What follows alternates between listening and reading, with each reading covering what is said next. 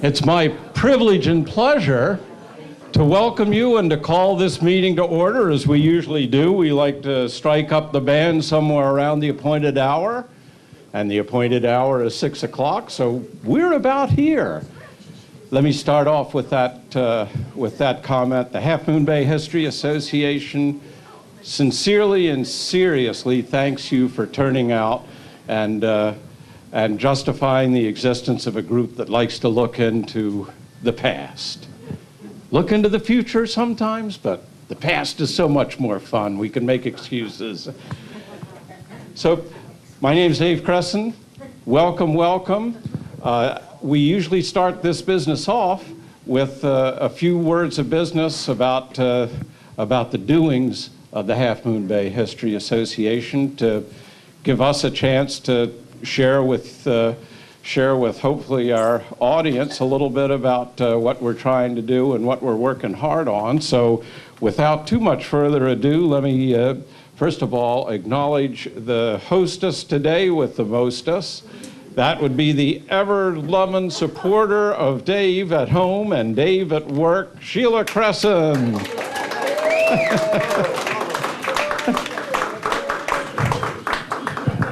So let's run through an introduction of some of our board members and maybe have them share a little bit of what's on their mind about the work of the Half Moon Bay History Association. So kicking things off, the one that always adds some bright sparkle to our first remarks to tell you a little bit about the background of how we form our programs and our philosophy. My pleasure to introduce Erica Pardo. I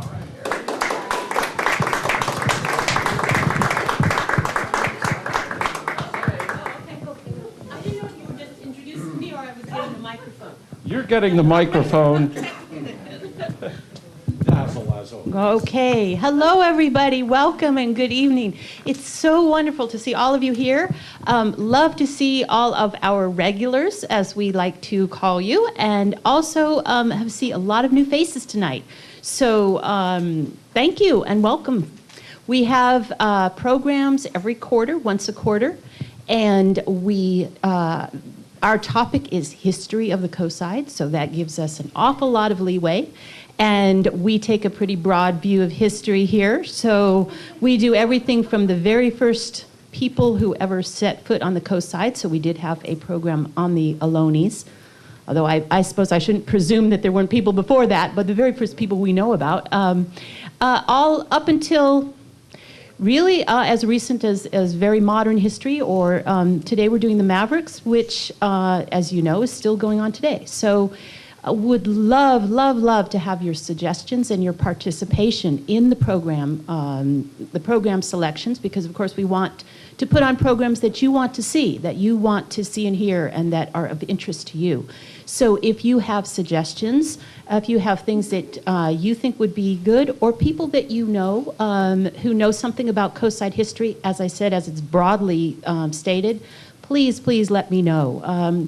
We're also looking for some committee members. So if you are interested in being a little bit more involved in programs, please let me know that too, because we've got a couple of committee members, but we'd like to have a little bit more active of a committee and expand it to some of our newer people. So enjoy today, and we will see you next quarter with another, hopefully as illustrious of a panel as we have this evening. Thanks very much for coming.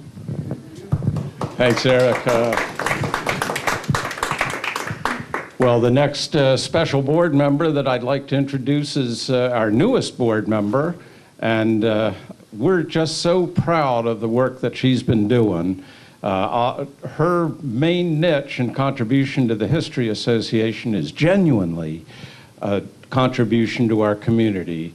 In charge of what we call, or she calls, our Education Committee, may I introduce Mary Ruddy.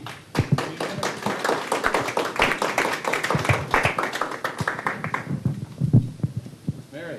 Thank you. Thank you very much. And just to bring you all up to date, we have a wonderful committee of 5 members with a 6th one that is just joining us. And this past year, we've concentrated on the third grade, which is when local history is brought up as part of the curriculum. Teachers are given approximately a half an hour to cover local history. And so we thought, gee, if we offer a free, they don't have to do a thing but sit back and enjoy kind of program, that maybe we'd get invited out to the schools. So we started a year ago with Farrell on View in Montara. And we're not only going back there this week on Thursday, but in the meantime, all last fall and including last week, we have been to six teachers' classrooms, and seventh just this past week, including now, are to private schools. So we were just at Seacrest, and we're going to be setting up a date with Wilkinson. And the only place that I'm still trying to get us to is Kings Mountain. So if anybody has a student or a grandchild going there and could tell me a better contact than what I have worked with so far, I'd love to hear it. So one quick thing that we've been doing too is handing out, so that every one of those teachers has not only our wonderful tour book of Half Moon Bay, but they also get a handout about the history of the area, and every student gets a bookmark. And so I thought maybe some of you would like one of these great bookmarks. It has a Zabala house on one side, Johnston on the other, and a little capsulated history and some interesting place names. So let me know. I've got them in my hand, and I'll happily hand them out. And in the words of two students that I can remember in their little thank you notes telling us, one kid said, "Gee, I didn't know there were Indians in El Granada." And another kid said, "I didn't know people worked so hard in the old days." Oh, thanks, Mary.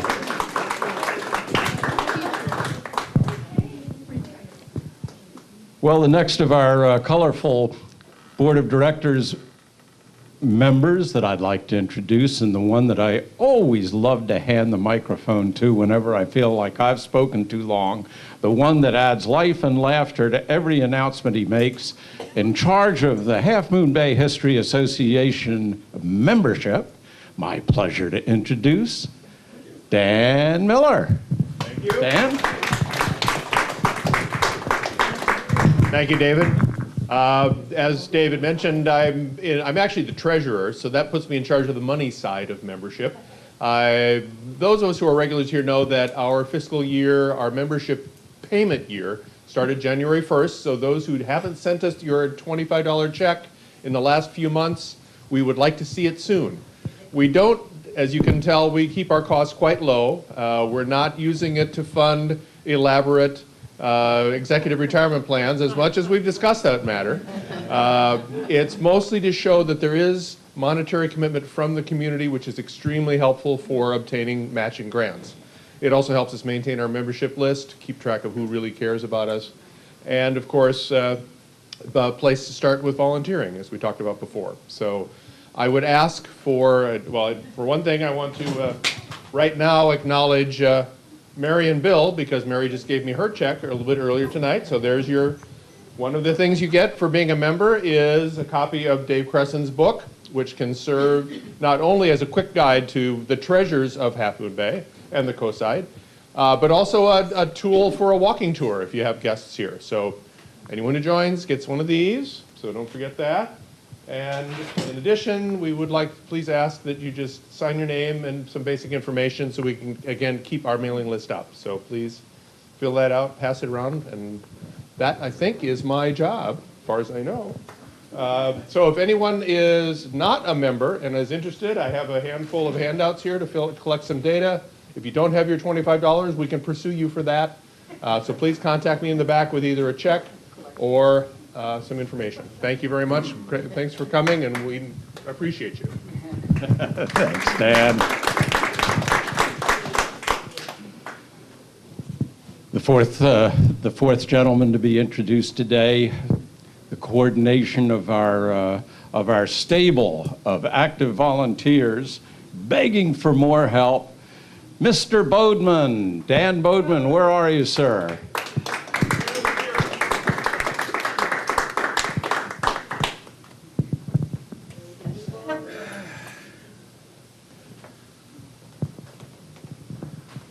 Howdy, Dan. Howdy, Dave. Notice the dramatic entrance. Came right out of a sick bed. On a serious note, which is pretty difficult for me, but I'll give it a try. Attendance? No, not attendance. Membership? No, not membership. Card-paying members? Dues-paying members? Around 100, something like that. Active members? A little bit less. Volunteers? We need them. You may have noticed that when Mary Rudder was up here, she had a slip of the tongue. She said, if any of you have students, I don't think any of this group has students unless you're taking a lot of Viagra and a lot of thrills. Grandchildren are cool, though. And she's done just a super job. She came in out of nowhere and just for the last 2 years has been tearing things apart. On a different note, no, I'd like to stay with that for a minute. I taught for, unfortunately, too many years, and there's so many things can be done with kids. If you have the wherewithal and the interest and the ability, all those things count, and you don't want a lot of money, and you don't want a lot of glory because you're not a brain surgeon, you're just working on their brains. It's a great place to be, and she apparently has all those qualities, because she's done an awfully good job on that level. We could use people on different levels, though. My mind just went off to bus drivers for a minute and shouldn't have done that. I was at something else I was going to say, and I forgot what it was, so I'll immediately draw. Oh, I know what it was going to be. For those of you that have been following the Dave Cresson saga with the Half Moon Bay History Association Museum, you have all. I don't need a show of hands except for those who haven't been reading their bulletins, and you'd be too embarrassed to put your hands up. We came from an impossible goal. Dave Quixote was jousting windmills, and he found one that hung around too long, and he leveled that devil. So he's taking a real good shot at a possible situation in town which, if it works, could be absolutely super. Well, if you read the bulletin, you'll know it's the Johnson House barn and the jail in front of it. And it seems so logical that it's difficult to imagine anybody opposing it, which of course doesn't mean anything in the political world. So, but at any rate, if that works, it would be absolutely superb. And as long as he's alive, he's going to give it hell. So, I don't know if I got anything else to say that's going to entertain anybody, so I'm going to pass this thing back. I can see the hook coming out. Thank you very much for your time. Thank you, Dan. Thank you. So I'm going to take a moment, if you'll bear with me, before we introduce our panel of speakers. I want to look back to the day that I met a guy who has been my buddy in history and along the coast side now for about 10 years. Then I was writing a book about the history of the coast side and wanted to include in it a piece about Mavericks. I needed a picture for the book. I hadn't found what I wanted, and there I was, walking along Main Street, and saw this fellow with a big picture of a giant Mavericks wave tucked under his arm, just walking along, minding his own business. Said, "Can we talk?" I asked him. To make a long story short, he gave me the picture. Russell Smith in a curl, to use in the book, dramatic, one of the most dramatic Maverick shots I've seen. we got to know each other, and Ed Grant still says yes to every one of my wacky suggestions and ideas. And God bless you, sir, for still hanging around. Now he has made a magnificent book with images and descriptions of the old, some famous, and all picturesque piers along the coast of California. A unique, remarkable photographic and literary effort. His new book that shows the way man has sewn stitches along the coast to connect us to the sea. Thank you, Ed Grant, for your wonderful and different way of looking at the coast side. And I really want to be your huckster and supporter. It's a fabulous book. It's getting great reviews. It's just out. Ed, thanks for putting this masterpiece together. His photographic skills show.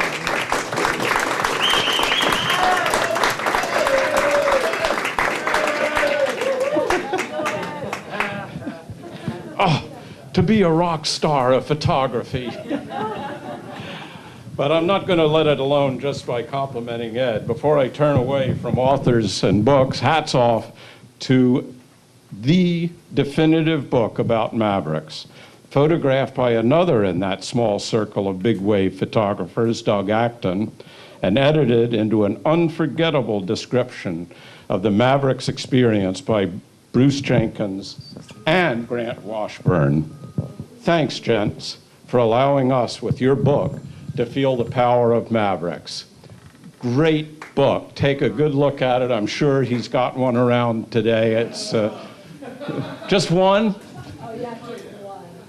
Ed tells me that if I behave myself, he'll get people to sign my copy of his book. Without further ado, ladies and gentlemen, it is my distinct pleasure to bring again our program chairman up to the forefront. This would be Erica Pardo. Would you introduce the anchor of our panel today? Erica. Thanks, folks. This is definitely your lucky night, Ed, because we're going to talk about you some more. We are very lucky tonight to have, as I said, a most illustrious panel to talk to us about Mavericks. And I could spend the rest of the evening introducing all of our panelists, but don't worry, I won't. I am going to introduce to you, after Dave's wonderful introduction, Ed Grant.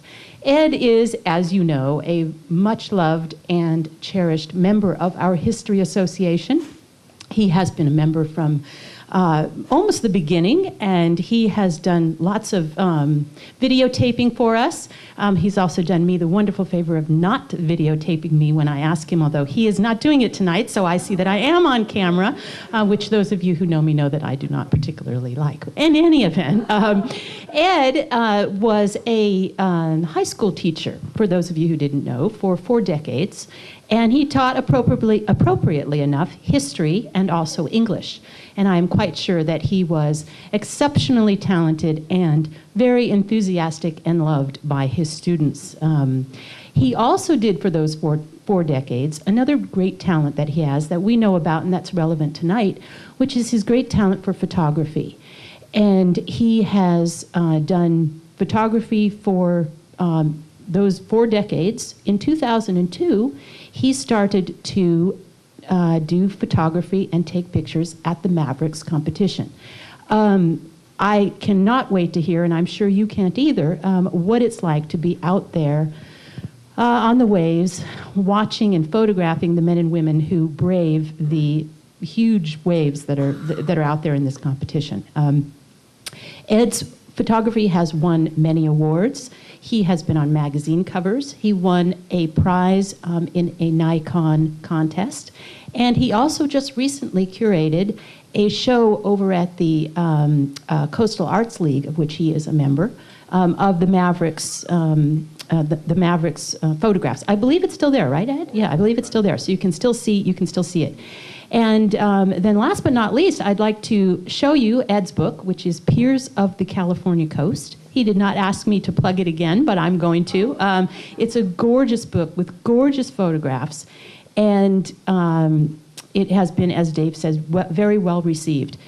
In his very humble fashion, as Ed is always wont to do, he told me to make sure to remind people that not only are there gorgeous photographs in this book, but it's also written very well, and that the text is also very interesting. So that's another aspect of Ed that we all know and love, which is he is also a very modest and caring human being. Please help me welcome Ed Grant.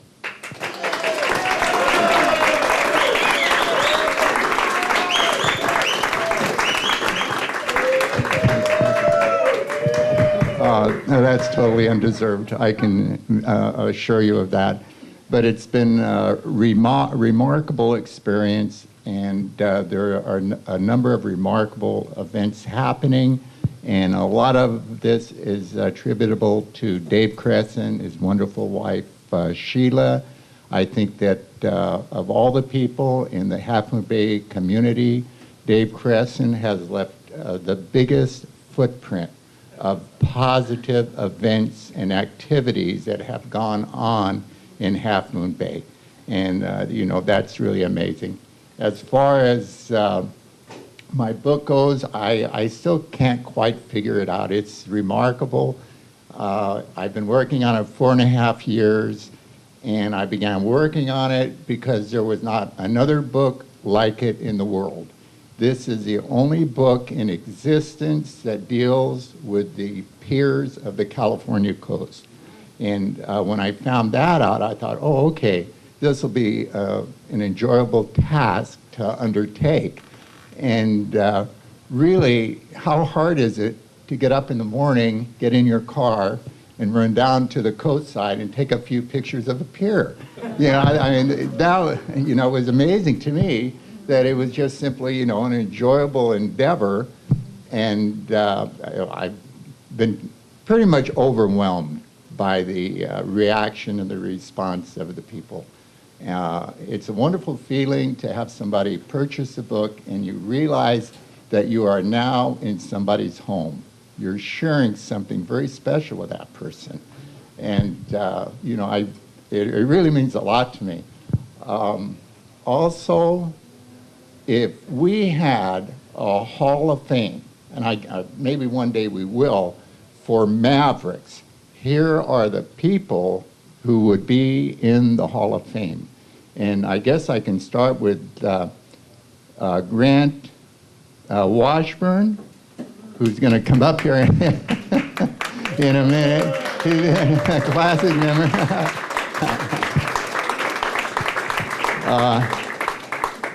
Grant Washburn has been a finalist in 5 of the 6 Mavericks surf contests. I guess in 2004, he was the recipient of the J. Moriarty Inspirational Award for showing, stoke and charisma at the wave. World-class surfer, and he has won 4 big wave contests in Dungeons, South Africa. So he's, he'll surf whatever big wave that is occurring anywhere in the world. He is also the author, co-author of Inside Mavericks, and he's done a lot of writing here. And so if you haven't had an opportunity to pick up this book, that would be, should be right on your list. We have a surprise guest. Doug Acton is also here, and he just ran. Yeah, there. He is the author of Mavericks Inside the Monster of a Portrait of a Monster Wave, and here's his photograph on the cover. And we have Bruce Jenkins, who is the co-author of the book.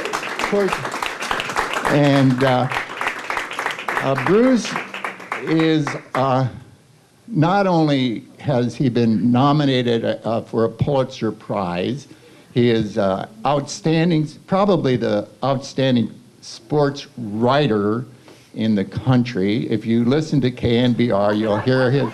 Here we go. And he's awesome. It's awesome, yeah. And he's a wonderful personality on KNBR. His father I met on TV in 1950. His father is Gordon Jenkins, who wrote and composed music for, wonderful vocalists, Frank Sinatra, Nat King Cole, a whole list of people. That was his father. And his father has gotten a number of awards for his composing and composition and music. So, we have Frank. Oh, yeah. So I have all these books up here. Here's a book that Bruce Jenkins wrote about his father, available. Of course, I already showed you this book, and Bruce also has this book. He's like I mentioned before, a world-class body surfer. And he's been on the scene at Mavericks since 1992 or so. Okay. Also, you need to have somebody to write about, right?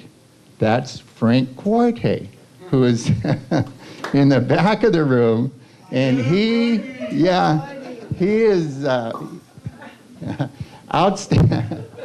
Where are we here? Yeah, come on. Yeah, here he is. Front page of the Chronicle. So, yeah, written by Bruce Jenkins.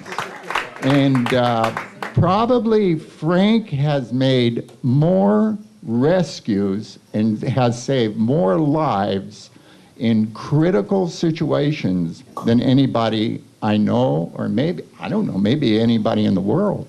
He's out there on his jet ski, risking his life, going into the whitewater to, rescue surfers that have wiped out and are being thrown around, by the surf, by the waves, one after the other. That's Frank. Okay, so you need to have somebody. So you need to have somebody to write about. Frank. I'll get to him. Frank is a curator of the show that's over at the Coastal Arts League right now, Mavericks, Everest of the Seas. And it's, if you haven't had an opportunity to visit the gallery, try to do that. It's a brilliant show, world-class show. All of Frank's photos and Doug's photos. And it's magnificent. Have any of you seen the show at all? Yeah, I'm not. 12 to 5. 12 to 5? Okay. Friday, Saturday, Sunday, Monday. Got it. And then we have a special. Where is it? Coastal Arts League, which is in Zabala Square. If you get to Zabala Square and Bed and Breakfast, it's right next door to that. You can't miss it. Right across from Pasta Moon. Right across. Correct, yeah. And then we have another surprise yet, Eric Nelson, who does the video work, does astonishing work at Mavericks. So anyway, I apologize for everybody I left out. But if you needed, if you had to have a Hall of Fame Mavericks group, here they are. Okay, right from the beginning. I need a crowd to get Eric Nelson down there. He's being a little shy, but he's one of the old stalwarts of Mavericks. Come on down, buddy. You've seen local TV around here. Eric Nelson was one in the beginning. Let's get him down here. A little louder applause.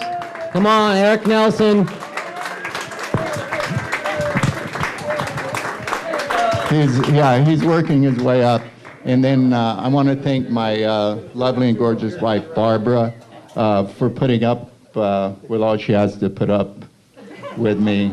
And I just like to say, she's really dedicated to the success of the book, and she has the energy and commitment, and you know, she's really a wonderful, wonderful asset. I want to thank her for that. Can you buy these at, Ed? Yes, sir. Where can you buy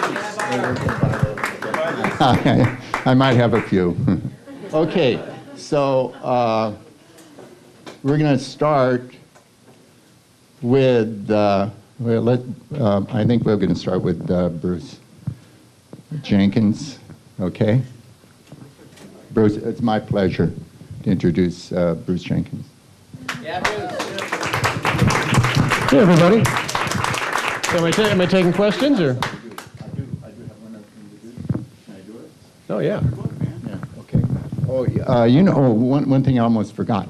The book, like I mentioned, the book has really, really been well received. And when I've gone to, you know, the bookstores, you know, around town, they'll look at, I don't know how they do that. They look at the front of the book, they look at the back of the book, they look at Bruce Jenkins' wonderful review, and they'll say, we'll order 5 or 10 or 3, whatever it is. And they never take the time to, you know, look at the writing in the book. And the writing in the book is extraordinary. It's beautiful, beautiful writing. And so what I wanted to do is have some, last time I tried to read from the book, I couldn't do it. You know, my voice got all, you know, quivery and stuff. So if I could get somebody to read maybe just a few lines or a paragraph from the book, I'd appreciate that. Is anybody in the audience? Eric Nelson will do it. No? Hold on. I can barely spell my own name.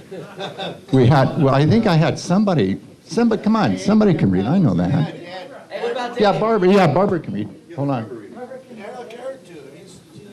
Barbara, Ed's wife. Okay, here we go. All right, turn to page 5, and it's the introduction. Got it? Yeah, okay, and yeah.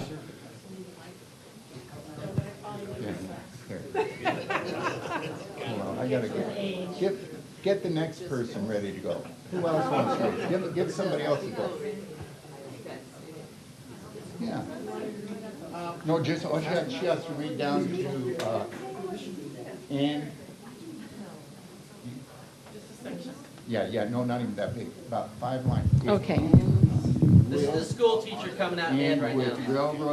railways and highways is where it ends. Start at the beginning. Okay, and you tell me end when. with Railroads and highways. Railways and highways. A pier is a folly, a highway to nowhere, whether lined with fishermen or filled with the cries and the chattering of a roller coaster, whether thick with the aromas of hot dogs and fries or freshly gutted fish. They are there for nothing but the pleasure of humanity. They didn't all begin that way. Piers are not quays or wharfs, but many originally were. Most piers in Southern California started like life as wharfs, where steamers would tie up before the coastal shipping lines were superseded by railroads and highways. Excellent. Perfect. Thank you very much. And we have another reader here. Okay, go to page 7, Jacques Cousteau. Page 7, quote, huh? Yeah. All life is part of a complex relationship in which each is dependent upon the others, taking from, giving to, and living with all the rest. Jacques Cousteau. Okay, thank you very much. Oh, I hate to take up all your time. But here's what happened on that quote. There was a shark attack at Manhattan Beach, and a long-distance swimmer was, just completing his swim from Hermosa Beach Pier to Manhattan Beach Pier, and he was attacked by a shark. And he survived the shark attack, but the community, people involved were so upset with it that they closed the pier to fishermen. And it seemed, that disturbed me that that would happen. And so I actually, my book was being printed, at the printer, and I said, I've got to address this issue of having people cooperate and get along and figure out some way to make things work between themselves and nature. So I found the quote from Jacques Cousteau. I run over to my printer, and the printer says, no, Ed, don't make us make any more changes. We can't do it. And I'm not kidding. He stopped the press. He stopped the press so we can include that quote. And then I just did an update on the situation, and now, the fishermen are, allowed to go back onto the pier.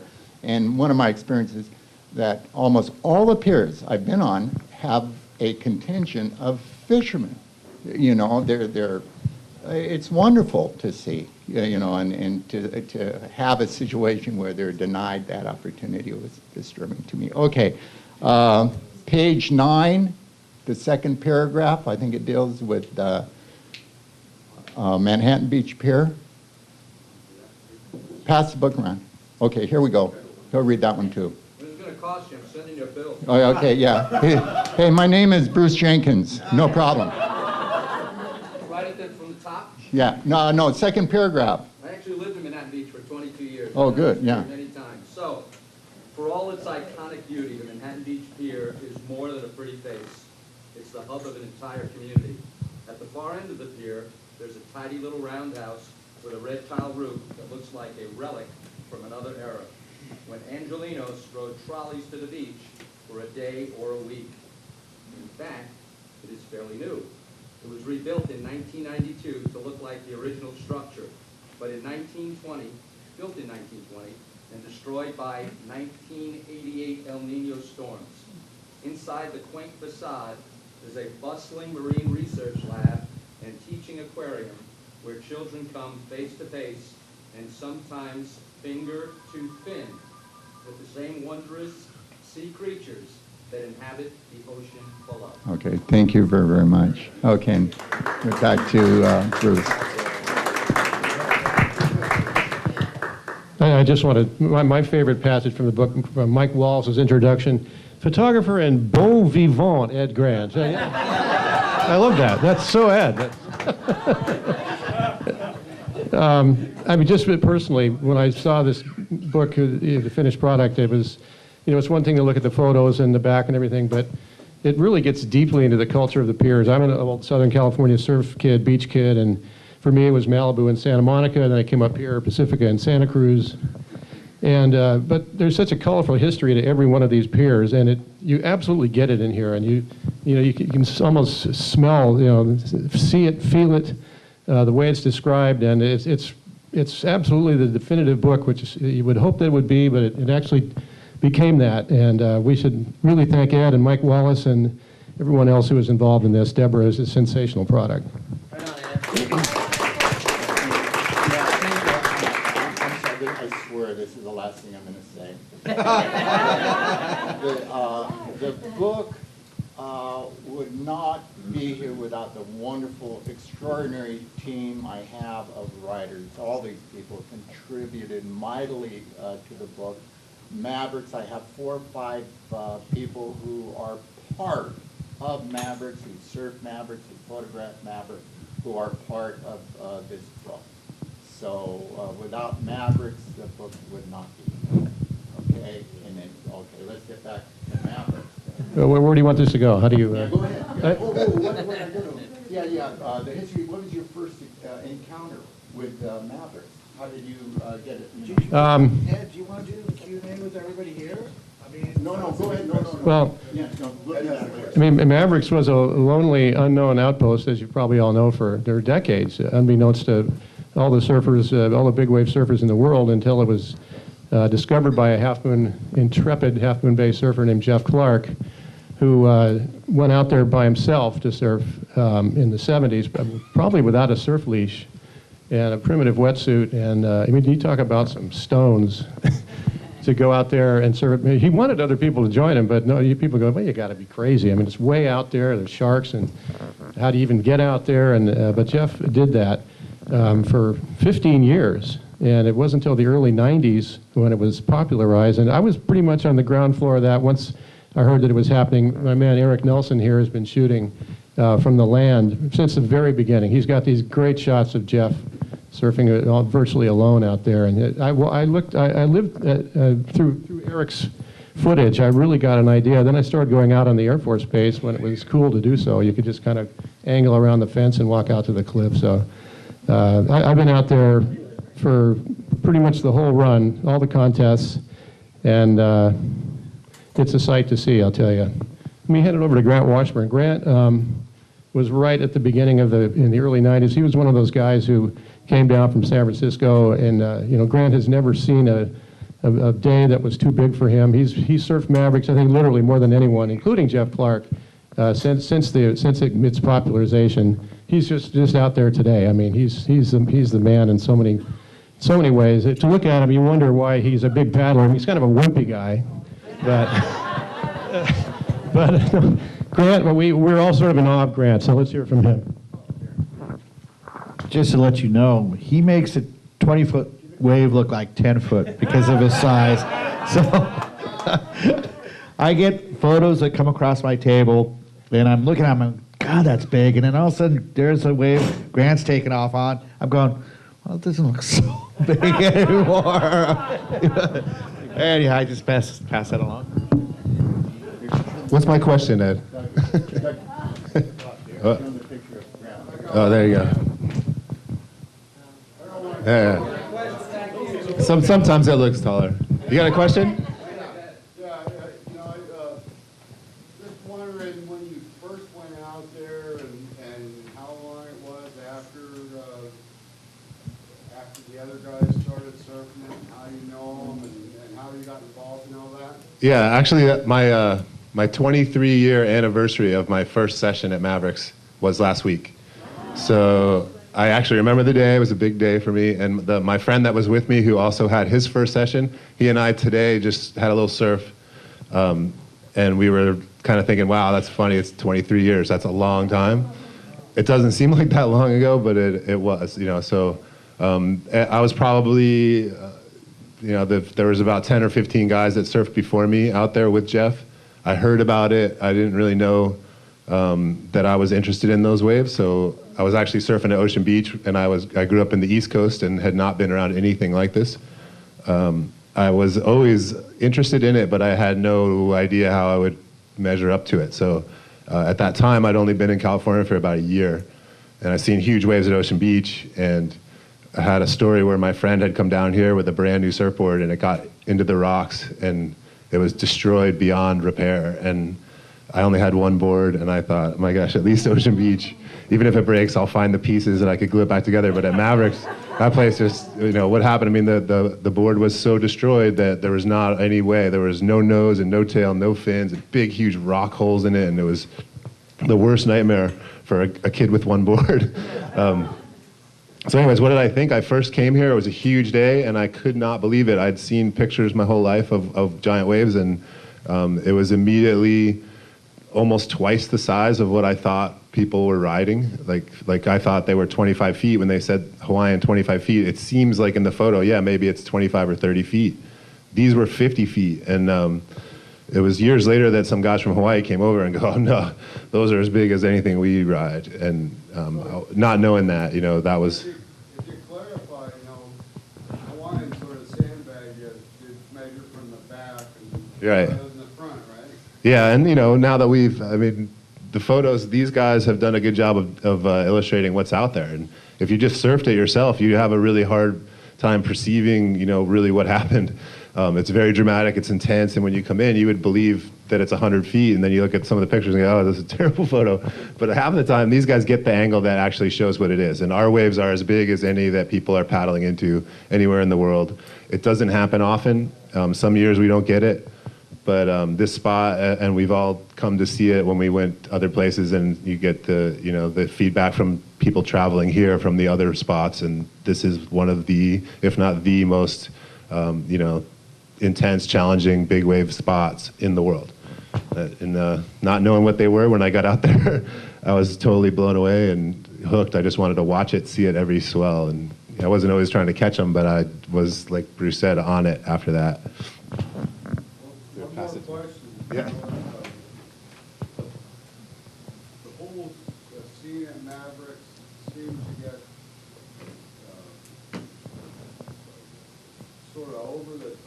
once Mark Fu died out there? Do you have any feelings or thoughts about that? So I first surfed in 1992 in January, and by 94 it was fairly, first off, it was a new thing. So it was in the surfing industry, it was a huge deal that there was this other spot. As a historical context, none of us thought there was waves like that outside of Hawaii, including everyone in Hawaii and everyone around here. And when those places came out and were discovered, it became really, a lot of people came to see it, to surf it. And then when Mark Fu drowned, actually it kind of stopped. People didn't come to Mavericks anymore for about 10 years. It was a small crew that stayed out there and kept surfing it, but the popularity is, I think, in a way inevitable because people want to measure themselves against the best spot, and this is one of them. So, like last month, we saw one of the biggest days in 5 years, and the best people in the world. It wasn't just the best people from California or the best people from Hawaii and California. It was the best people from all over the world were out here, and that's really changing it. It wasn't that way. 25 years ago, there was the guys that were here, and a few really talented surfers, but now you have the whole world, and it's a different level. So, I don't know. It's just how it is. So we're gonna turn it over to Frank. Turn over to Doug. We're gonna have to switch. Can I ask one more question, Grant? Yeah. How you see the contest evolve? Obviously, from the early years, it was just a kind of an impromptu sort of a notice someone out, I guess, to all the people that were invited to surf out there. But into what it's turned into now, what do you see as the positives and the takeaways from that? The event itself is kind of, its own kind of entity. The idea that you're having a contest with your friends is just sort of a different thing, a way to make a day, change it. Any of those big days is really intense and life-threatening and all that's going on anyway. When people put on jerseys and someone gets to win, sometimes it can make an otherwise unspecial day special. Like this is interesting. On a huge day in a contest, it could be really dramatic. As far as who's putting it on and how it's being done, like a lot of people have different ideas, and we're just roll with it. It's going to happen. There's going to be events at any of these spots, and it's not everything that Mavericks is about, but hopefully it brings something to some of the people that are working on it. So. Good to Frank. Doug, I'm the baby. Come on. Gotta go in progression, right? I'm the baby of this group. Let's let Doug. All right, let's ask Doug. When did you first start hearing about and taking photos of Mavericks? I first saw Mavericks probably back in the early 70s, actually mid 70s. We would surf the jetty on big days where the jetty was maybe 6 foot, but everywhere else was 20, 30 foot. So we'd always go get lunch at this little sandwich shop across the highway and drive up to Ross's Cove. And at that time, you could actually drive along the bluffs. And from where you could see where we would park, had a command of view of the whole ocean, all the reefs, everything. And there was always that wave that was way out by the buoy, beautiful left. Everywhere else was closed out, kind of gnarly, and you're going, well, God, we're not going to surf there, we're not going to surf there. But then this outer wave would just peak up, and it was like a jewel, a huge jewel. And we would just sit there and watch it and go, God, there's got to be somebody in this world that can surf that big a wave. It's not us, because we're just young guys, we're just, in our teens and stuff, and we were just dreaming. And eventually, some of the locals, Jeff especially, stepped forward and paved the way. And the guys from Hawaii, the guys from around here, Grant, the Santa Cruz boys, the Pacifica boys, City boys. It became a gathering spot of all these big wave guys. It just came out of the woodworks. And it evolved into becoming probably, in my mind, at that point, one of the best big waves in the world. And the people that surfed it and the people that documented it knew that. It took a little while for the world to embrace it. The Hawaiians at that point, there was very few coming over. The ones that did come over were in awe, and the ones that didn't were scared. And yeah, it's there. It's true. There's some, but now it's a whole different generation now of surfers. A lot of young bravado that is pushing the limits of big wave surfing, and I'm glad myself to be able to be a part of the early evolution of this sport here at Mavericks, and see where it's evolved to. And I'm as excited now as I was then on what these guys are doing, because there's no limitations in their minds. We still need to see a legitimate, really big swell. We've gotten a few big ones, but what was it, 98? In 2001, we El Nino produced some really huge stuff, and these waves were so big that the guys felt, well, God, I don't know if we can actually do this. Why don't we tow it and become familiar with it at that size? And that's what they did. So, to me, the evolution has come complete circle, and now they're saying, well, we can tow it. Let's try and paddle it, and that's what they're doing now. And we're yet to see one of those El Nino swells, and I think they're around the corner somewhere. Maybe this year we might get one. Next year we might get a few. Who knows? But it's going to be exciting to see. Because we've never seen a day too big. No. The thing about Mavericks is it just keeps breaking further out. You've got the primary bowl, you've got the second reef, and the third reef. Third reef I've seen rid maybe 4 or 5 times in the time I've been here. That was probably you too, huh, Frank? Yeah, with jet skis. It's easy to be pulled into a moving swell at that distance, because the third reef doesn't really it rolls.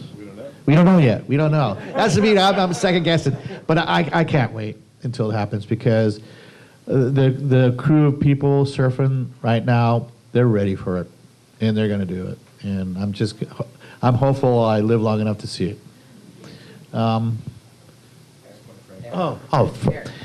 Frankie. I just want to add one more thing here. Beside the wave itself, it's the people that are attracted to the wave. Over the years, I've met a lot of people and a lot of friends. Each one of these people here, we've had a long relationship working at Mavericks, all the way from shooting it to Grant. He's a cinematographer. I remember seeing this guy back in 92, 93, sitting on a board with his movie camera, getting in all my shots.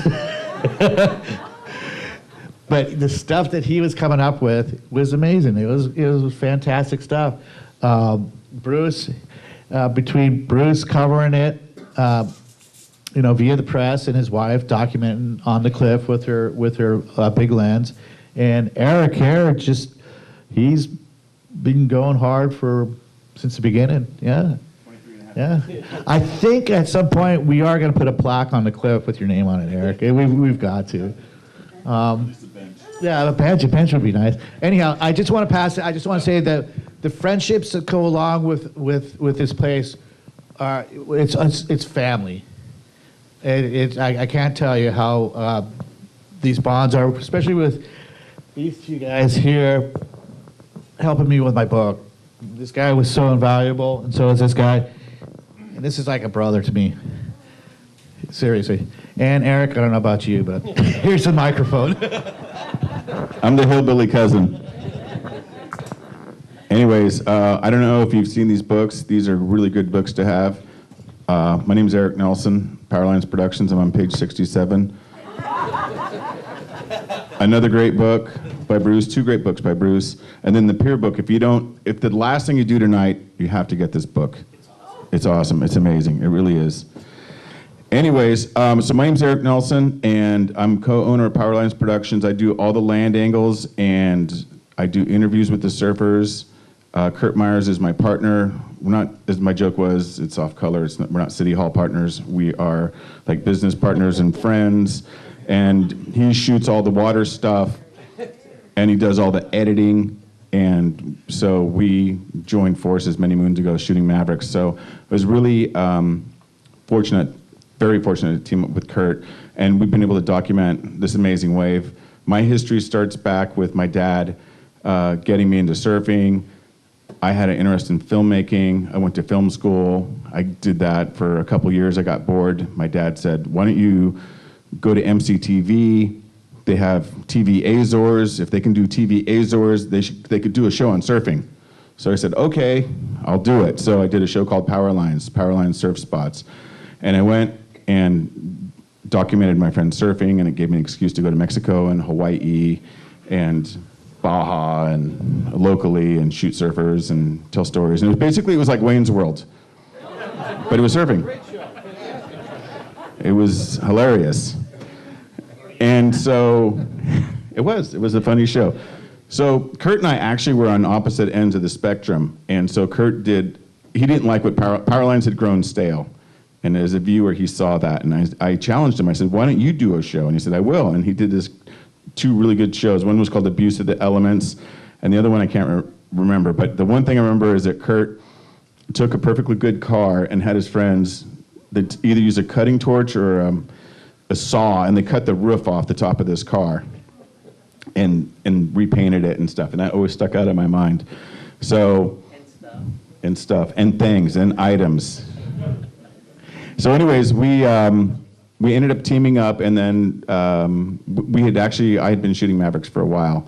And so we teamed up and we formed Power Lines, and then that was the rest is history. But I just remember to reiterate, somebody asked about Mark Fu's death, and as tragic as that was, and it's controversial, I think, for me to say, but I think Mark Fu's death probably saved lives in the end, because there was not a buddy system. People didn't look out for each other. There was no water safety system at all.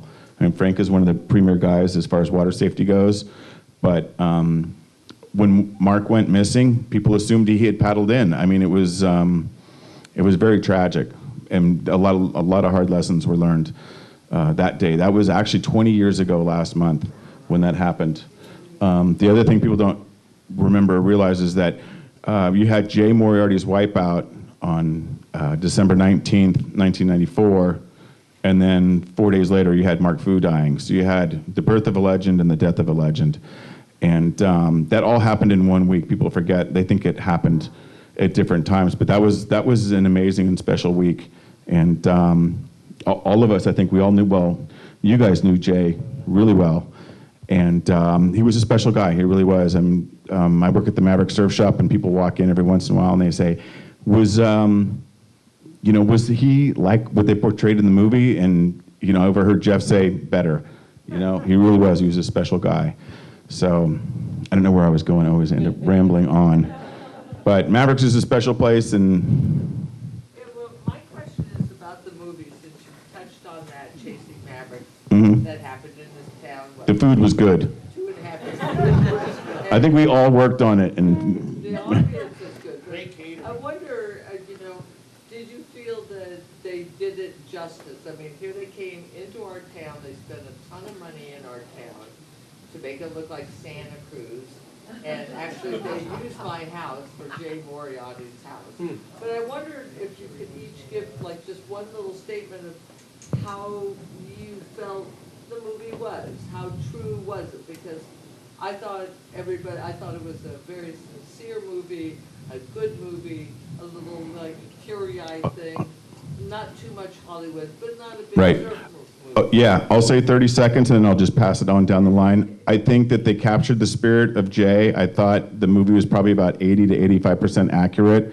They obviously took artistic license with some things and a lot of things. But as far as Johnny Weston being cast as Jay, I thought they did a great job. I mean, you could see it in his eyes. I thought they did a really good job on that. And there's my 30 seconds. Yeah, I feel exactly the same way. They captured Jay, which is what they needed to do more than anything.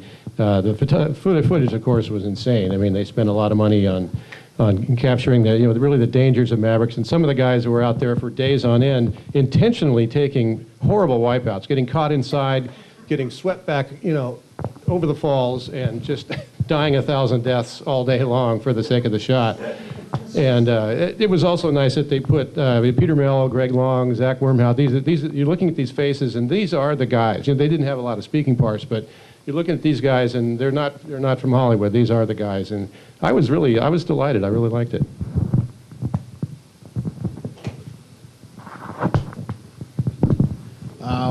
What I noticed is the film crew put a lot of time on this one. I thought they did a really good job. I was impressed. I mean, if you knew Jay, there's always going to be some things that you go, okay, well, that wasn't totally right. But as far as who they cast for him, it was perfect. I had a chance to talk with him, Jeff's shop, and it was kind of trying to get my word in amongst 30 girls around him. And he saw me, and we had talked before about Jay, and he asked me questions about him, and he called a timeout on the girls. So I was talking to him, and this was after the movie came out and everything, and he was in town and he was hanging out. So I had to tell him that the similarities were, in my mind, uncanny on how he portrayed him, because I actually kind of felt a little bit of that childish spirit that Jay had that gave him the ability to walk amongst all the surfers.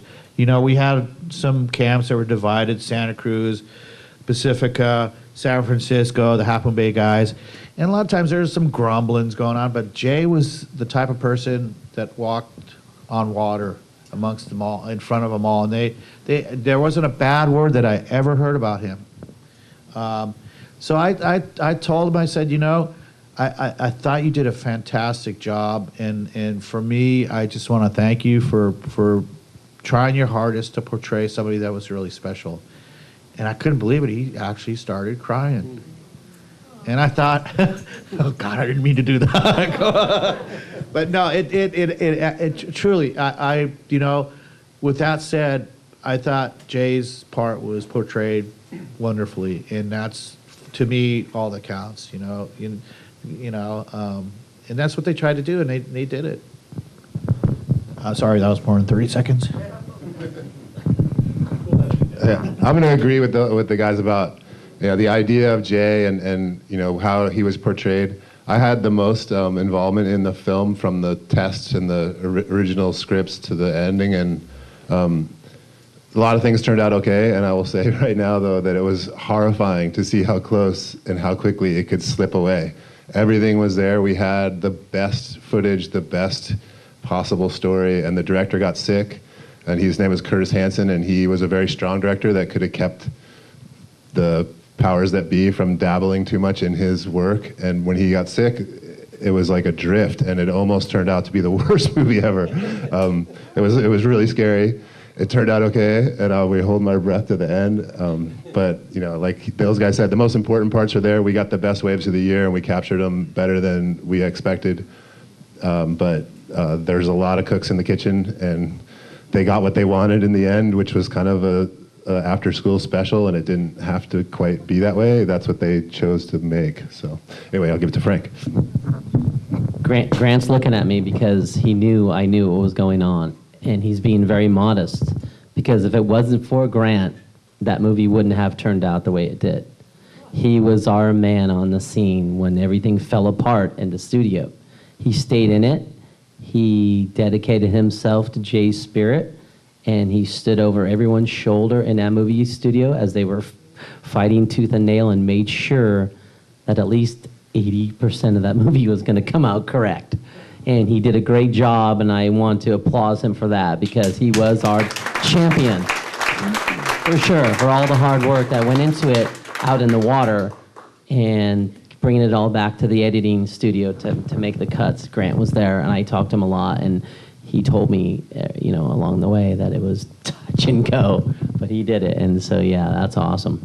So, in my point of view of the movie, yeah, it did capture it, and I appreciate what they did, and I think when it comes to Jay, it's such a moving experience for us, because when they even decided to make that movie, we were touched. because he was one of our brothers. He's one of the brotherhood and the younger brothers of the brotherhood. And the day that he died, I will never forget the moment. We were at Doug's house. Doug lives over here in what's your square? Amesport Landing. The kids were all playing catch, and somebody called me on the phone and just had told me that Jay Moriarty had passed away. And he was looking at me like, "What's wrong?" I'm like, I just literally dropped my phone and just walked up to him, gave him a hug, told him what was going on. We both started bawling. I drove home, and then, the history ensued after. But it was just, that kid had touched so many lives with his pure spirit of surfing and friendship and loving, and his relationship with his wife and everyone who's ever touched that guy. He changed their lives. He changed all of our lives. Everyone at this table, he changed our lives. He changed some of your lives by watching that movie. He just had that knack. That kid had that knack. And to the top of that, he was built like a linebacker, and he could catch the biggest waves that anyone could hand up to him. And it was just amazing to watch him do his thing. And, on top of everything about that's so special about him, his surfing ability, his ability to like Doug said, cross all lines. But his love for just life was it. He reminded us all that that's what this was all about.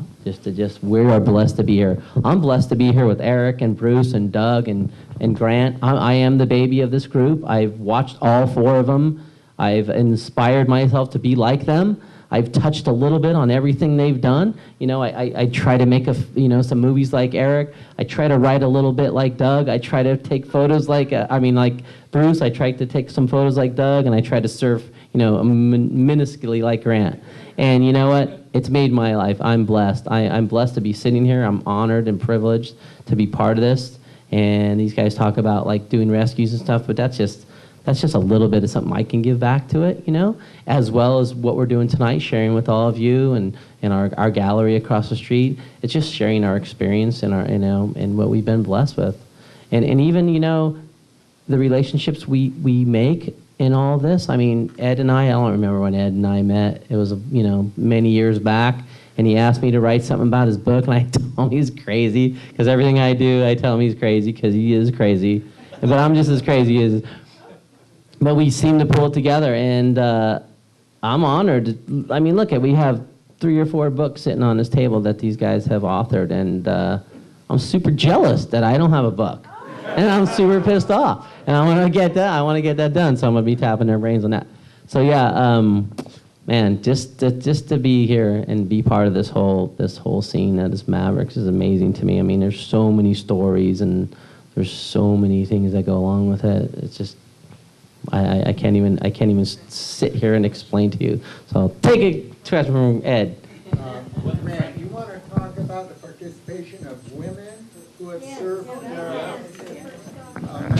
Grant has inside knowledge of it. Yeah, for sure. There weren't a lot of all surfers, very few want to ride big waves.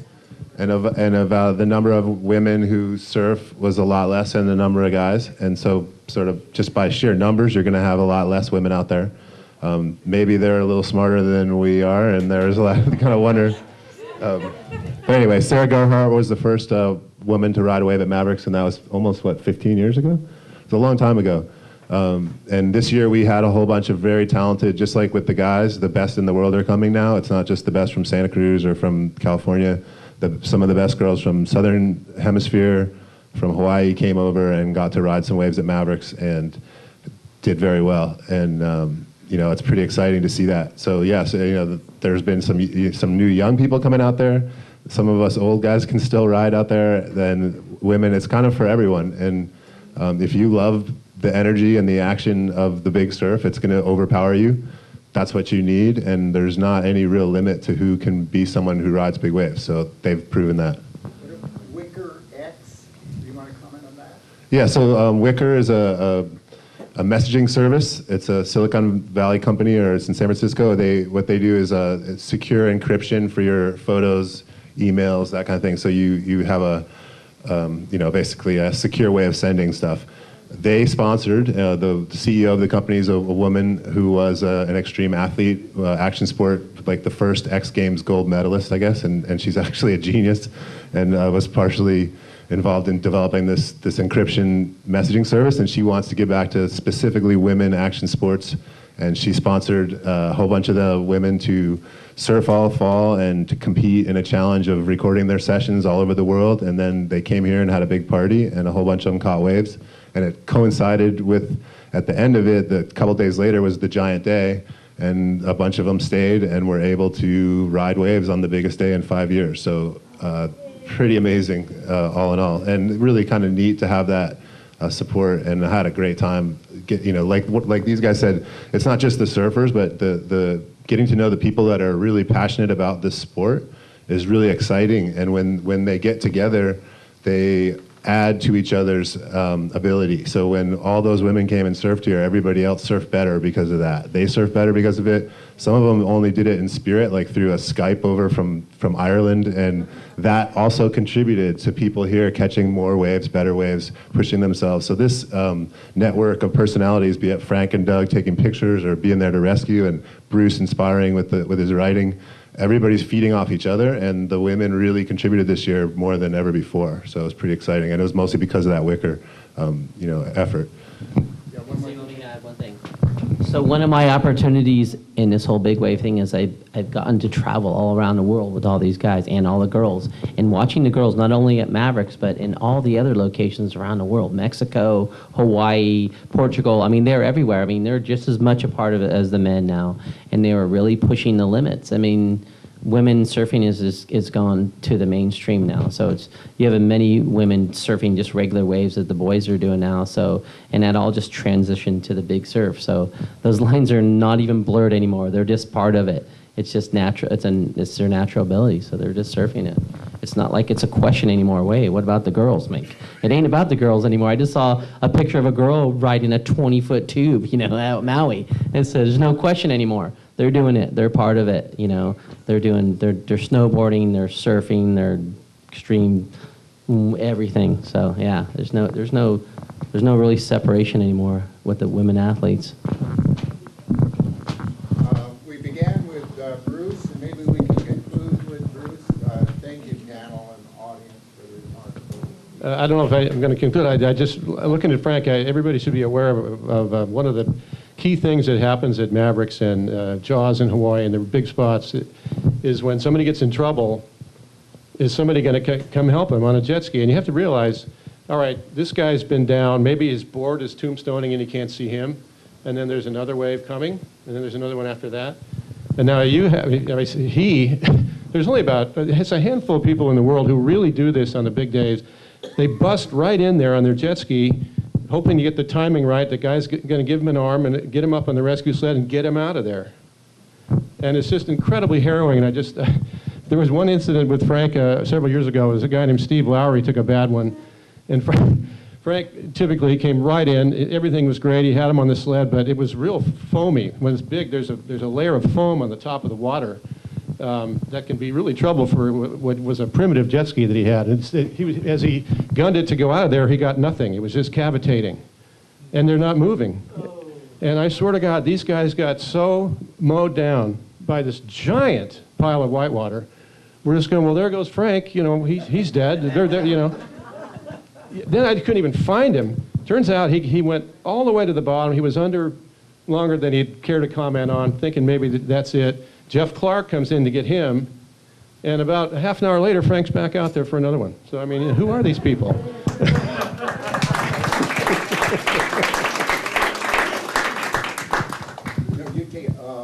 What about some of the most memorable personalities that you've interviewed, Bruce? Well, Ken Bradshaw was an interesting interview for me. I interviewed Ken for this book really extensively. He's a big wave legend in Hawaii. And he was one of the very few Hawaiians who came over here intent on surfing Mavericks a lot. And he really was instrumental in kicking up the tow-in movement here, where you're towed in by a jet ski. And Ken was very skeptical about anything outside of Hawaii, which was understandable because at that time, in the early 90s, Hawaii was it, and there was nothing else going on. And And Ken Bradshaw got so emotionally and physically involved with Mavericks that he couldn't get it off his mind. He'd be in Hawaii and he'd be thinking about Mavericks. Can I get there in time? Sometimes he'd just blow it completely. He'd get on a plane and he'd just miss it. But he didn't want to miss a day here, and he caught an awful lot of the good ones. And I just, having known a lot of the big wave guys in Hawaii, some of whom say, not only have I never been there, I never will be there. To see a guy like that who had that Hawaiian upbringing, but he knew that this place was something different, something special, a whole different challenge. He wanted to be out there with Grant and Peter Mel and Flea and all the boys, and he did, and I just thought it was very inspirational. I got to ask Grant this. Grant, how do you position yourself to catch a wave? Where will you place yourself in relationship to the lineup and what's going on that day? And the drop, the bottom turn, and so on. How does that? Yeah, well, Mavericks is really specific in that, this is what makes it special. It's very shallow in one area, and it's about the size of this room, a little smaller. That's the spot, and it's at almost any size, 12, what they call 12 feet, which would be a 20, 25-foot face, all the way up to 50 feet. It's pretty much in this room, and then it starts to move a little bit over, a little bit out.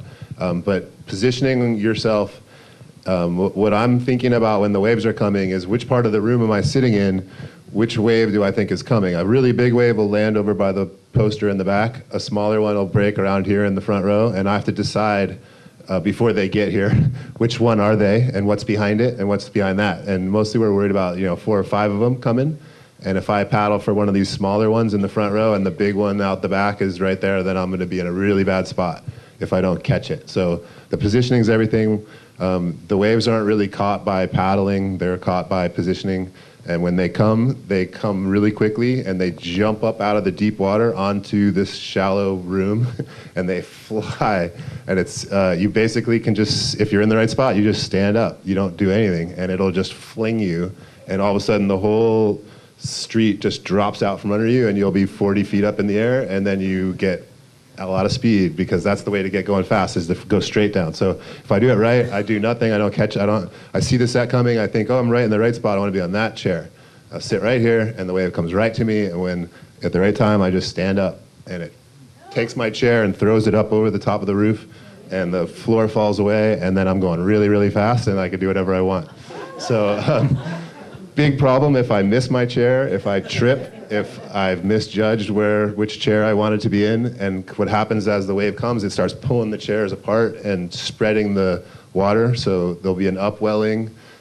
People that are right next to you all of a sudden are very far away because they got sucked out to sea, but you didn't. You're in here, and so really, really dynamic currents, and where positioning just inches is everything. And once you get stuck, we hope and Frank or somebody saw you because you're just flushed in there. You can't come up to the surface. When you do come up, you only have a second or two before the next one, and you're probably just going to get washed in, and that'll be, you're going to take a break. It's really huge. That's it. It's all about the positioning. Yeah. I think that's my answer. Any questions?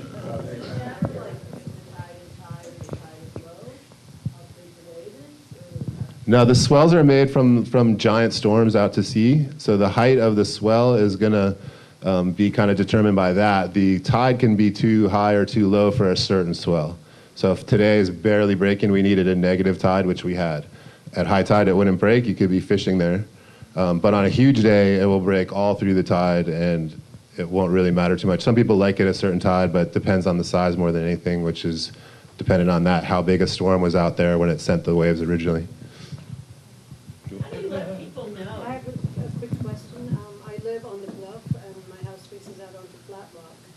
And I see Mavericks every day, and I see all you guys out there with my binoculars. And I'm wondering, with the storm activity out there, is Mavericks getting closer, or should I go to Tahoe? I think one of the things, one of the questions is Mavericks breaks from around September through March. So that's our big wave season. The contest is just one day within the season. So like Grant said, back in December, the late December, we had a big, huge session. So it breaks all year long. It just How many times he served this year? Yeah, 31. 31 times Granite Surf Mavericks this year. How about the lifetime tally? Yeah, I have to go check the book. So yeah, there is big wave seasons, and it's not all based on the contest. The contest is just one day, usually one of the best days of the season, but it's just one day. I mean, if you go out there on any given swell, you'll see a lot of great big wave surfers surfing. Do you see any of those swells in the next 2 weeks? We don't see. We see a lot of rain coming here shortly. Doesn't look good right now. No. Can you explain how the tow works? Towing. How the Towed out there? Yeah, you can explain. Okay, it requires a jet ski, a competent partner, a good tow rope, rescue sled, and if you pull somebody in, you better be able to get them out, because that's the person's lifeline right there, is your tow partner. It's a complex dance that both partners have to be versed in, both riding the wave and rescuing the person they tow in. It's a lot of timing on the wave itself, when to let go of the rope. Does your partner have you going in too hot? Is his angle on the wave the right spot? Is it the way you like to be towed in? Sometimes your tow partner can tow you in on a wave that you don't really want to be on, which can get you in trouble, or else make you a hero if you make it. It's a very complex dance that takes two people that have to be accomplished at either riding a wave or rescuing their partner that they towed in. Right now, it's okay. I think that's a complex question too, Graham, because I think the rules of height and when you tow are being rewritten as we speak, pretty much. The last, I'd say, 3 really big swells were paddled in way back when they were towed. So it's hard to say. I mean, we still need to see one of those quote unquote 50 to 60 foot days where it's breaking on the third reef, and what can be done then. So I don't know. No, I think what Doug was saying is that in the last few years, when these guys would have been tow surfing, they're no longer tow surfing. They're now paddling into it. The athletic ability of most of the surfers has kind of bypassed the whole jet ski and tow surfing partner. Now they are actually paddling into the same waves that they would never have thought of ever paddling into before. They're now paddling into them instead of towing into them. I mean, they're catching. I mean, you've probably even seen it on mainstream TV in Portugal, where they're pushing the limits of the 100-foot wave. I mean, there's waves all around the world that these guys are challenging themselves without tow surfing at all, and getting close to that 100-foot mark. I don't know if you're familiar with Maui and Jaws, PA. That's a wave that traditionally was they tried to paddle that in the early days and found out that they were having problems doing it. The wave was too fast, too big, too offshore, too much wind. And then a group of guys, the strap crew, started towing it. And they either windsurfed it or towed it. And it just became this spot where when it got big, they towed it. Now, nobody tows it hardly anymore. It's all being paddled into. So those guys and the guys here are now setting that parameter of... And girls, I'm sorry, the girls are charging hard. I gotta tell you, they are charging. I swear, it's unbelievable what these ladies are doing. I mean, they're doing stuff that scares me, and but not to forget them. But question. Yeah, how long have you, for Grant, how long have you been under the water where you had to stay under the water? 10 minutes. Yes, I've personally actually had a two-wave hold down this year. So that does happen a lot out there, and sometimes that can be only 25 seconds if they're close together, or it could be 40 seconds. I used to practice holding my breath a lot, and I would get to 4 minutes and feel pretty comfortable. Now we have inflatable things too on a big day there, you could inflate yourself and come up, which I have not used. I've worn it and not tried it, or never inflated it. But generally holding the breath isn't the problem. It's just keeping your wits about you, you know? So 35 or 40 seconds really isn't a long time. And we have a friend that's a big spear fisherman, Mark Healy in Hawaii, and he'll do 5 minutes. You know, they swim down and shoot fish and fight them and stuff for minutes. And so holding your breath really isn't probably going to be the end. It's getting hit by a whole bunch of waves in a row. We also have a friend, though, that was held down for 4 waves, and 4 waves is a long time. And he blacked out and was lucky to be saved by Frank. So that being said, the rescue stuff didn't work. He wasn't able to get up, and we have, you know, that's what happened. So I have not personally been under to the point where I thought that was, you know, I felt it, but I was okay. I always came back feeling pretty comfortable and kind of lucky, I guess, because of that. To that point, there's been 2 huge swells, one here in December and then 2 weeks ago in Maui. And when you watch the videos of this stuff, these people are riding these waves and they're crashing. Like Jamie Mitchell broke 3 boards in one day. And there's almost this kind of false sense of immortality. But it seems like there can be bad stuff coming, but it's not. Is it the jet skis? Is it the flotation? What's your take? What do you think? I think it's a combination of the way big wave surfers are now training as individuals, you know, their own mobility, as well as the flotation devices that they're developing, and the jet skis. I think it's a combination of everything. I mean, but still, you can combine everything you have. You're still at the mercy of Mother Nature. I don't care how good of shape you're in or how not. And what Grant didn't touch on, when you're being held down, when he's being held down underwater, let's say he's down 20 feet, and he has a 20-foot wave up above his head. So now he's got 40 feet of water, and that pressure, if anyone dives, you know how much pressure is on top of you. So what he's being very nonchalant about not panicking, but that's the key, is not to panic, because there's nothing you can do. It will hold you down. It will hold you down to a point where you're at neutral buoyancy, where you can't move. You couldn't come up if you even wanted to come up. Whether you had a rescue vest or you had a chain tied to a battleship, it's not going to happen. You know, that amount of pressure is going to hold you down, and it's up to Mother Nature for her to decide when she's going to let you up. I don't see the false sense of security. I think what it is that age-old battle when you do something that actually has the consequence of dying, adds to the thrill of doing it. If you look at the word extreme, which was coined back in the 60s in France, the skiers that would ski extreme slopes, basically is if you slipped or fell, you died. A lot of those guys back in that time have since died skiing, living under that premise. Now, if you look at the mountain climbers that climb K2, they climb Everest, there's always that ability or that sense that you can die. It doesn't stop them from doing it, because I think that element adds to the thrill. And I think when you cheat Mother Nature, I don't want to say cheat, because a lot of these guys have the ability to be able to survive and beat Mother Nature. But eventually Mother Nature will prevail, and that's why we do have deaths in these kind of sports. So I don't see big wave surfing as anything different than what they're doing at Everest. That's why Frank and I and Ed made that comparison between Everest and Mavericks, because Mavericks is, in my mind, equivalent to the Everest of the seas. Bottom line. Yeah, that's very well put. But the game has changed a little bit. There was a lot of grumbling about that day at Mavericks on December 20th, because there were as many as 70 people in the water, and many of them were ready to go, take off.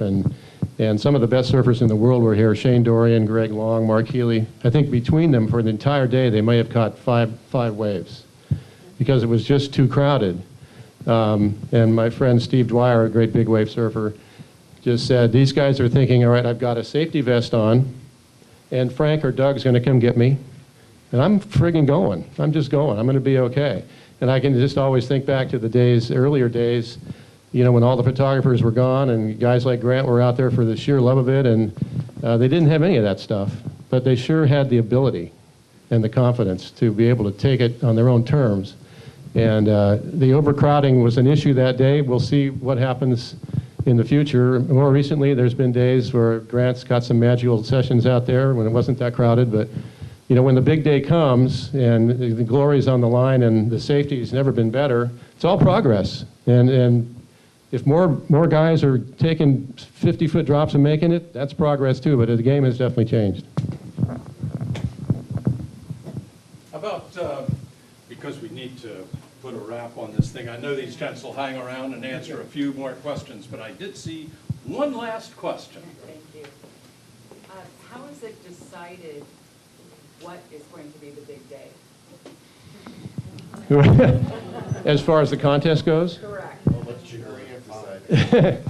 Yeah, there's been a lot of methods of handling it. You guys taking a vote or whatever. Jeff Clark, who's always been an overseer of this event, has generally been the one to call the day. He's got a guy, Mark Sponsler, is a very good meteorologist who has a pretty good handle on what's going to be coming to Mavericks. And more often than not, their calls have been very good. The worst that's happened is that it's a beautiful day, kind of big, and maybe not quite big enough, but just very beautiful and still big surf. But it's in the right hands generally who calls it. And you know, if you're going to call it 48 hours or more out, that's a little bit of a gamble. You know, the classic method is in Hawaii, the Eddie Aikau contest at Waimea Bay. They call it that morning. Okay, we're on. You better be here, because it's happening right now, and there's no question that it's one of those days. So when you call it here, I mean, you know, we got people coming in from South Africa and Australia, so that it's good to call it well ahead of time, but it is a bit of a gamble.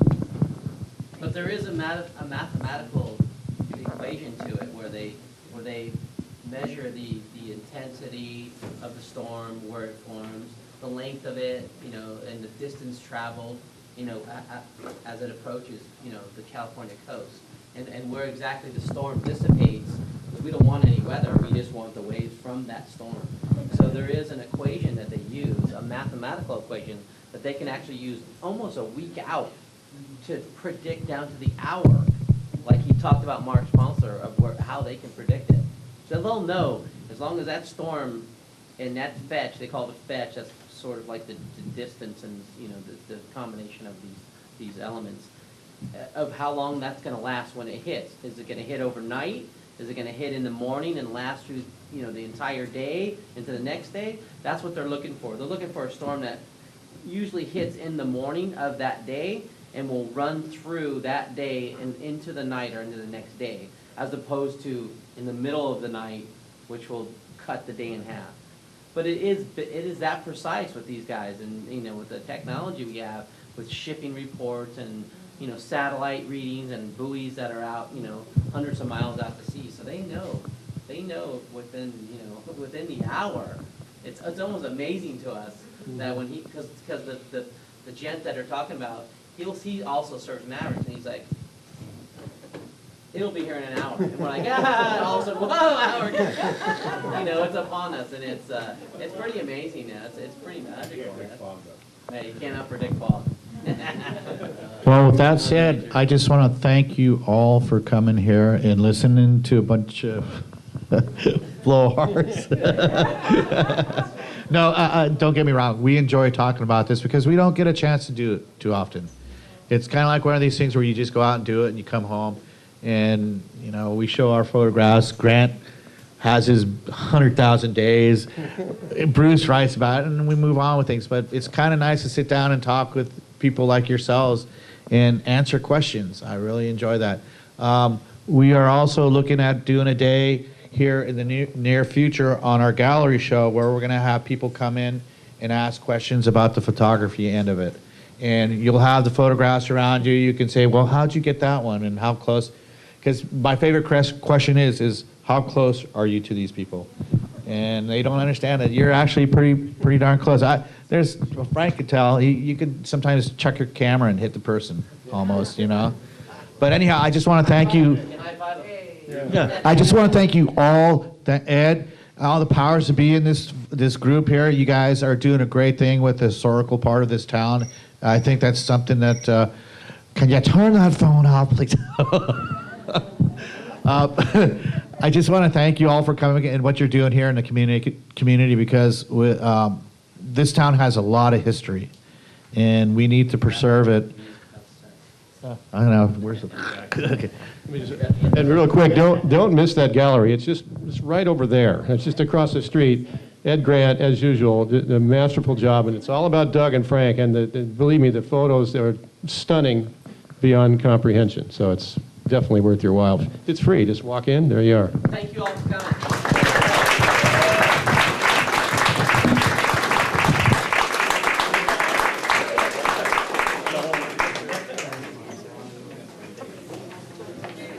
Ladies and gentlemen, I'm going to bid a proper farewell to these folks, so don't head for the door just exactly yet. First of all, I want to say I'm overwhelmed by what these people do on the water and about the water and around the water, just so far beyond us mere mortals to work with. And now I find out tonight that they work with this microphone at the same championship level. Ladies and gentlemen, hats off to these folks.